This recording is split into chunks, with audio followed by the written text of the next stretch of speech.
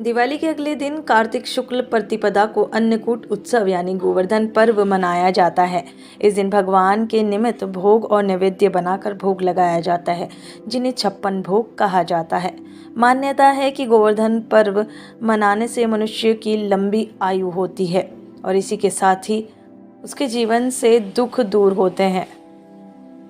इस दिन भगवान श्री कृष्ण के साथ गोमाता और गोवर्धन पर्वत की पूजा की जाती है। देखिए, गोवर्धन पूजा इसलिए की जाती है कि श्रीमद् भागवत के अंतर्गत इसका वर्णन आता है कि भगवान श्री कृष्ण जी जब मथुरा में उत्पन्न हुए और ब्रज में जब रहने लगे तो ब्रजवासी उस समय बाल्यावस्था थे, 6 साल के भगवान श्री कृष्ण जी थे और ब्रजवासी प्रत्येक वर्ष इंद्र को प्रसन्न करने के लिए इंद्र का पूजन करते थे। उसमें 56 भोग का भोग लगाते थे, उनका पूजन किया जाता था। तो भगवान श्री कृष्ण ने कहा कि इंद्र का पूजन क्यों कर रहे हो आप?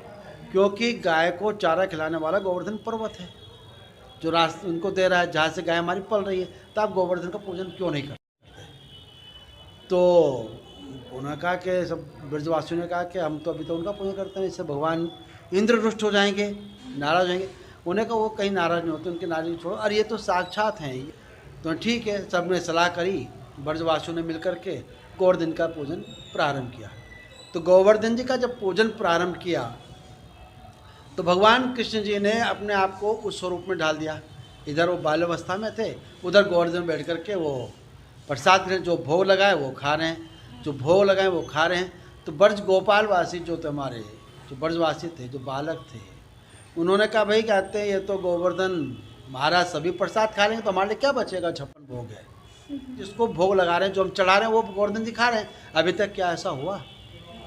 आपने इंद्र चढ़ा, इंद्र ने कभी भोजन प्रसाद ग्रहण किया कि नहीं? तो उन्होंने कहा ठीक है, तो आप भोजन करो।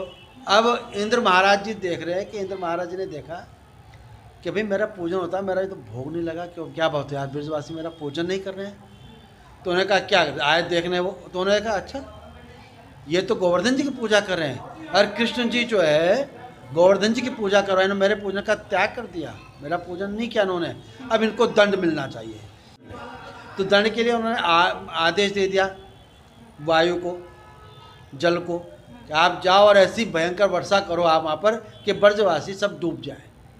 ऐसी वर्षा होने लगी। अब सब उन्होंने कहा ले कृष्ण कि आपने कहा था कि गोवर्धन का पूजा करो, इंद्र नाराज हो गए और ये बरसात हो गई और अब तो डूबते हैं। कि इतनी वर्षा होने लगी कि जलमग्न होने लगा पूरा ब्रज। उन्हें चिंता मत करो, उन्हें सब सहयोग दो, अरे गोवर्धन पर्वत जी महाराज हमारी रक्षा करेंगे। तो भगवान कृष्ण ने सब ग्वाल बालों को बोला सब लेकर के और अपनी कनिष्ठिका की उंगली पर गोवर्धन पर्वत जी को उठा दिया। 1 सप्ताह तक रात दिन वो बरसात चलती रही। उसमें ब्रजवासी भी आ गए, गोलोकवासी भी आ गए, उनकी गायें भी, सब उस पर्वत के नीचे आ गए और वो पर्वत उनके हाथों में रहा।